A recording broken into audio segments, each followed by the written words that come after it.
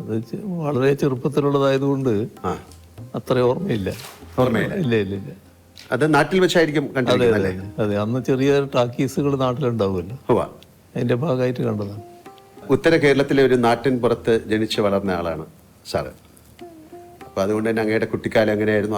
അങ്ങേക്ക് സഹോദരി സഹോദരന്മാരുണ്ടായിരുന്നോ? അതിനെക്കുറിച്ചൊന്നും.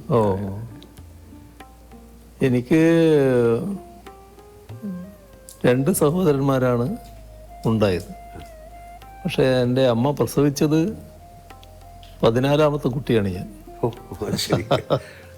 ബാക്കിയുള്ളവരൊക്കെ മരണപ്പെട്ടു പോയിരുന്നു ചെറിയ പ്രായത്തിൽ തന്നെ. പിന്നെ 2 സഹോദരങ്ങൾ, മൂത്തവർ എനിക്കുണ്ടായിരുന്നു. അങ്ങനെ 3 പേരാണ് ഞങ്ങളുണ്ടായത്.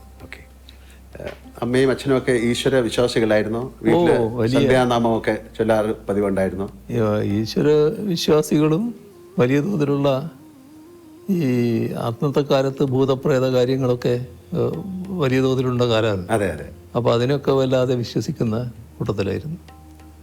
അതിൽ അമ്മയാണ് ഏറ്റവും കൂടുതൽ ഈ വിശ്വാസങ്ങൾ കൊണ്ടു നടന്നിരുന്നത്.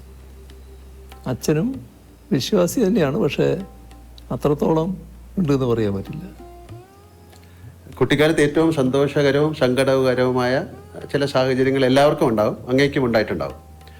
അങ്ങനെയെങ്കിൽ അവയൊക്കെ അങ്ങയുടെ ജീവിതത്തെ എങ്ങനെയാണ് സ്വാധീനിച്ചിരിക്കുന്നത്? അതിൽ വലിയ തണലായിട്ട് അമ്മ തന്നെയാണ് ഉണ്ടായത് എല്ലാ കാര്യത്തിലും. സാധാരണ നിലക്ക് നല്ല കരുതലോടെ എന്നെ വളർത്തുന്നതിൽ അമ്മ പ്രധാന പങ്ക് വഹിച്ചിട്ടുണ്ട്. എൻ്റെ കുട്ടിക്കാലത്തിന് അന്നത്തെ കാലം എല്ലാവരും പഠിക്കുന്ന കാലമല്ലല്ലോ, പിന്നെ പഠനം തുടരണമെന്നും ആഗ്രഹിക്കുന്ന കാലമല്ല. ഒരു 5ാം തരം ആവുമ്പോൾ പഠനം അവസാനിപ്പിക്കുക. അന്ന് നാട്ടിൽ ധാരാളം ഉള്ളത് ബീഡി കെട്ടാൻ, ബീഡി തൊഴിലിന് പോവുക, ബീഡി കെട്ടാൻ പോകും. കുട്ടികൾ പോയിട്ട് ബീഡി ഇങ്ങനെ കെട്ടിക്കൊടുക്കും, നൂല് കെട്ടി. അതിന് പിന്നെ ഈ ചെന്നൈ ആൾക്കാർ പറഞ്ഞു കുട്ടി പഠിക്കട്ടെ. അപ്പോൾ അതറിഞ്ഞിട്ട് സ്കൂളിലെ പ്രധാന അധ്യാപകനും മാനേജറുമായിട്ടുള്ള അദ്ദേഹം അമ്മയോട് പറഞ്ഞു, അവനെ ഇപ്പം അതിനൊന്നും വിടരുത്, നിങ്ങൾ പഠിപ്പിക്കുക തന്നെ വേണം എന്ന് പറഞ്ഞു.